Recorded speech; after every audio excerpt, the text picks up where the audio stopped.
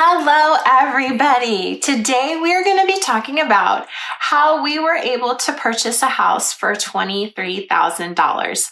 It is a rental property. It is a property that is cash flowing positive.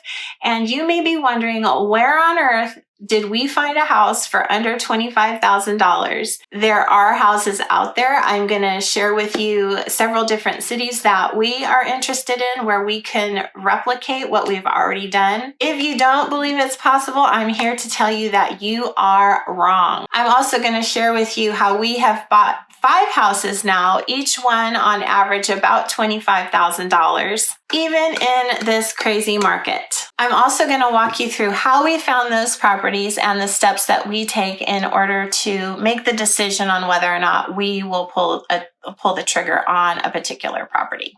Hey everybody, I am Wendy and I am one half of the House of Five podcast. If you are new here, welcome to our house. And if you are returning, we are so glad you're here. We are all about helping moms and dads on the road to financial independence. We want to help you save more, spend less, build wealth, and doing it all while living a joy-filled life.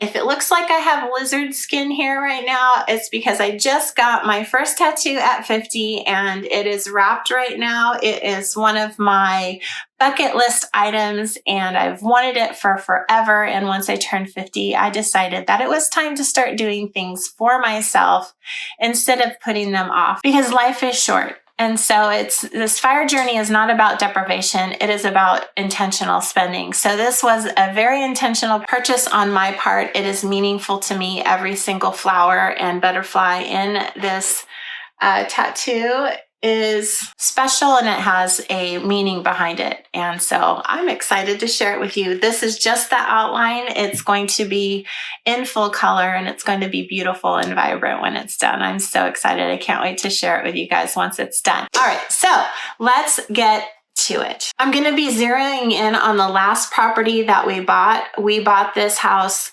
last year in August in 2020 in the midst of COVID. Now, ideally, I would have taken you on a tour of this home, but the truth of the matter is that we have never stepped our feet on this property. This house we bought sight unseen. We had other people help us do our due diligence on it. We'll talk more about that in a minute.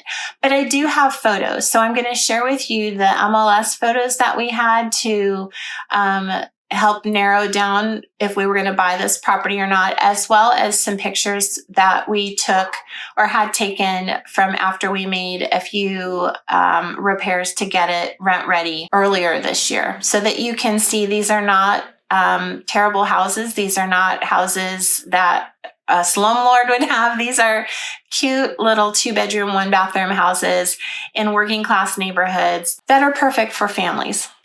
These homes that we have purchased, this home in particular, they're in the Midwest. I'm not going to share the exact location with you, but if you hang tight to the end of this video, I am going to share with you several different cities, 5 cities that you can right now purchase homes for around this price, some a little bit less, some a little bit more. The size of the homes that we're looking for are typically little 2-bedroom, 1-bath, cottage or bungalow type houses. This house in particular is only 700 square feet, so it is smaller than all of the rest of our properties.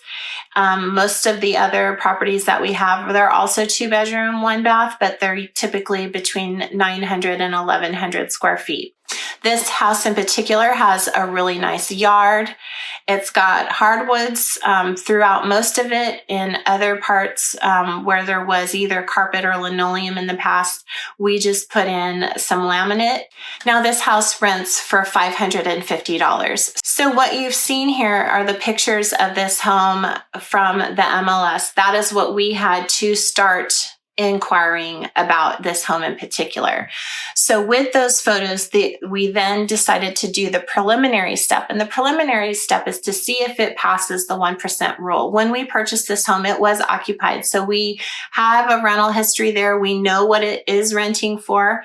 And we were able to then see if this house followed the 1% rule. What the 1% rule says, and it's a threshold question, is can you rent the home for 1% of the purchase price? So 1% of the purchase price on this home would have meant it needed to rent for at least $230. Well, it rents for $540. So we are well over 2% on this home. So it has passed that threshold question for us of whether or not it passes the 1% rule. Because it passed that preliminary step, we then had our feet on the ground, our realtor and contractor. Our realtor is also our property manager. So they have a really good eye for knowing whether or not repairs are going to be needed to a property and how much those repairs are going to cost. So that's the second step, is getting your feet on the ground in the city that you're looking in to then go check out a house that might be a viable option. You're going to have them go in and look at the property, see if it needs any repairs, because you're going to need to factor in those costs to your decision on whether to purchase or not. All right, so what I've brought up is just a very basic investment calculator that I found just in my app store. So I'm going to bring that up. You're going to put in the specifics about the property that you're interested in. This one, again, it's 2-bedroom, 1 bath. It's just under 700 square feet. Then from there, we're going to go into the actual analysis of the property. That's where you're going to be inputting the specifics of this, of the financial part of it. You're going to put in the purchase price. If you're getting a loan on it, you want to go ahead and put in the amount of down payment you're going to do, what the interest is going to be, the loan terms, and this app is really easy to go in and change those things. If you're going to be doing any repairs, you want to go in and edit that as well. I'm going to tweak this one just a little bit. I know we didn't do that much. We did about $5,000 after we purchased it, but I'm going to put that in there anyway, just to show you for example's sake. So once you've put in all of that information, it's going to spit out numbers for you. And these are the numbers that you're going to use to make your decision. So as you can see, once we ran this property through our investment calculators, we had the numbers that we needed to make a decision. So the house made sense. The other things that we really liked about this property, we liked the size of it, we liked the location, we liked the condition of it, we liked that it had a yard, it didn't need any significant repairs, and we already had a rental history on it. So we decided to pull the trigger on it. It was listed for $25,000. We made an offer of $20,000, and they met us in the middle at $23,500. And there you can see on the screen, that is from our closing documents showing the purchase price of the house, so that you know that is the price that we paid. And just last year, there was a home available for that amount. We've talked a little bit about the feet on the ground that you want to have there. One that you want to have that I didn't mention before, we initially paid cash for this house, but we did refinance it and get the cash out so that we could put it towards other properties.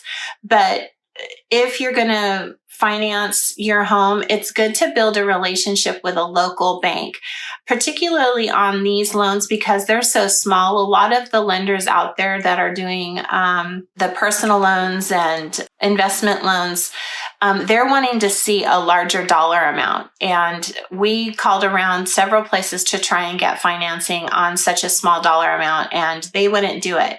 So we were able to go to a local bank there, and all 5 of our properties are actually financed through this one local bank.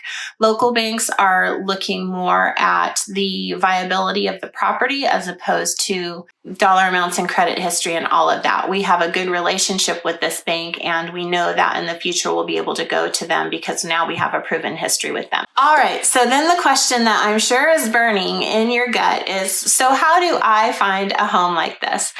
There's a couple different ways. One is to find something that is off market, where you're making contacts with other investors, getting in Facebook groups, creating these networks so that if a deal comes up, you are in the know about it. We went the traditional route on this last one, and we found it on the MLS. You're going to want to look for houses that are near things where renters will be, hospitals, universities, big employers that have longevity, those sorts of things, so that you know the military bases. You want to be around those places because that is where workers are going to be, that workers or students are going to be that will rent your house. All right, so the first thing that you're going to see on the screen is the list that I keep. I've got 5 cities listed here.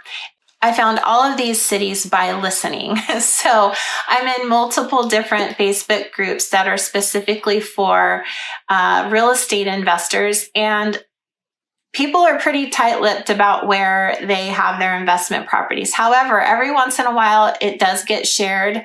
Also, people can be cryptic about where it is, but if you are good at the Google, you can typically find out where they're talking about. For instance, just a couple weeks ago, someone shared about properties in another state that was near a military base. And based upon the information that they shared about the military base, I was able to figure out the city that they were in. And so I've now looked in that city, and it's on my mind. It's on my radar for potentials in the future. So it's up to you. You got to research and you got to find it. You know what you're looking for. You know what qualities you want the house to have. Now you've got to put in the work and get on the search sites and start your research. I'm going to pull up Toledo, Ohio in Zillow and put in the parameters for what I'm looking for. And as you can see, and we'll pull up on the screen, there are several options there that are within our price range. Some are better than others. Some are going to need some work. Some maybe just a little bit of cosmetic like paint and flooring. And that's where your feet on the ground come in to help you determine if it's still going to be a good investment for you.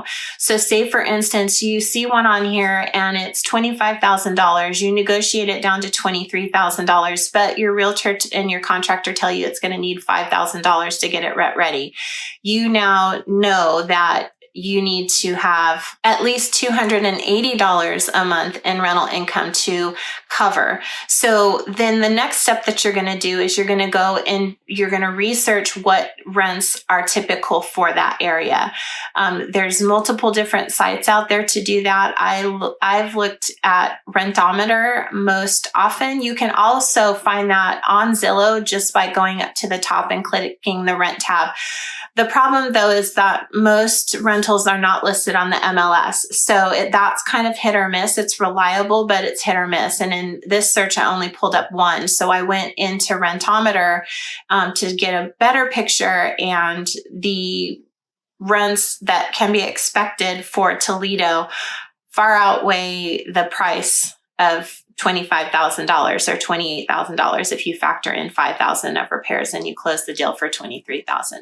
I feel like I breezed through that information, but I hope that that all makes sense for you and at least gets your interest going so that you can get out there and find your rental properties for cheap. Now, I hope that this was helpful. I hope that this at least piques your interest and you're able to now utilize what I've shared with you to get on the search for your own rental properties and find those gems out there that you can, with a little bit of money and a little bit of effort, you can start your rental income coming in to get you closer to your financial goals.